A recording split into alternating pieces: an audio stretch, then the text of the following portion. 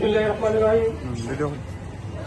আজকের এই মানববন্ধন যে শিরোনাম নিয়ে আমরা দাঁড়িয়েছি, সেই শিরোনাম আমাদের জন্য লজ্জার, এই সমাজের জন্য লজ্জার, এই দেশের জন্য লজ্জার।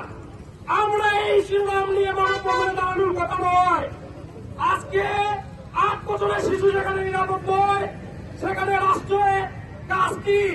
রাষ্ট্রে আজকে বেশিরভাগ মুক্ত হয়েছে, কিন্তু আজ পর্যন্ত রাষ্ট্র নিরাপত্তা দিতে ব্যর্থ হয়েছে। আমরা বৃন্দাবন সরকারি কলেজ ছাত্রদের বলতে চাই, আজকে আসিয়ার ব্যাপারে সারা দেশ জেগে উঠেছে, সরকারের টনক মেরেছে। 2-4 দিন পর নতুন একটা ইস্যু আসবে, এই ইস্যু তলে পড়ে যাবে। যদি ভেবে থাকেন তাহলে ভুল ভাববেন।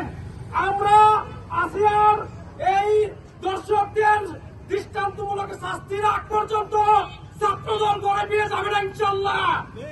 আমরা বলতে চাই, যতদিন পর্যন্ত হবে না আসিয়ার বিচার, ততদিন পর্যন্ত রাজপথে দেখা হবে বারবার। আমরা আজকের এই মানববন্ধন থেকে সরকারের প্রতি আহ্বান জানাচ্ছি, এই দর্শকদের সর্বোচ্চ শাস্তি ফাঁসির রায় কার্যকর করে আমাদেরকে তা প্রমাণ করতে হবে যে এই সরকার জনগণের সরকার।